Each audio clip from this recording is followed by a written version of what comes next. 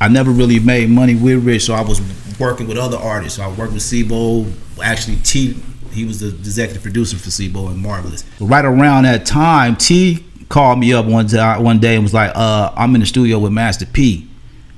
He want to hear some tracks. You know, him and Bo about to do one. So I slide over to Live Oak Studios. Okay. Got 3 beats on a CD. I had just made them and I played them for him. And P was like, he liked all of them, but he only brought enough money to buy one. Okay. And I was selling beats at that time for $2,500, and he was like, I'm only prepared to get one track for me and Bo, but I like all 3 of them. So I was like, just take all 3 of them, and when you get situated, whatever, you know, just line me up. You know, we just link up then, or whatever. You know. So when I get to Priority Records, talking with Dave Weiner, and I got another group. I got Collision, but I also got a group called Steady Mobbing. And Dave was like, I'm already familiar with your group Collision, because the record had already came out. Okay. And he was like, well, you know, we can't really touch that record because it's already been solicited, you know. I'm like, well, I got another group, Steady Mobbing. That stuff is ready to go. It's already mixed.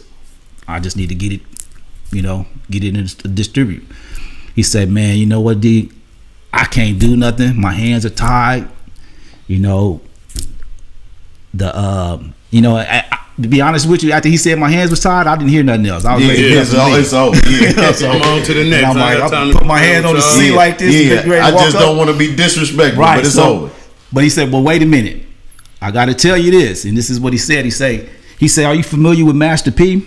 I said, yeah, I just did some music for him, you know, not too long ago, like, you know, a couple months ago. He was like, he said, yeah, you know, well, I got to tell you, you know, his company, No Limit Records, is blowing up like crazy. Now, the Master P that I was familiar with was the Master P that everybody was looking at like a joke out here. Right. You know, nobody was taking Master P serious. Right. That's the P that I remember, you know, and I was like, yeah, you know. He was like, well, right now I could tell you his company is about to be the biggest thing in hip hop.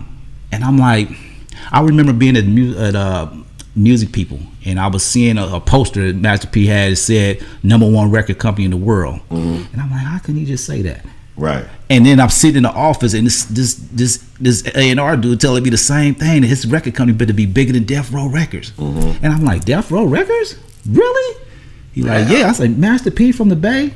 He's like, yeah.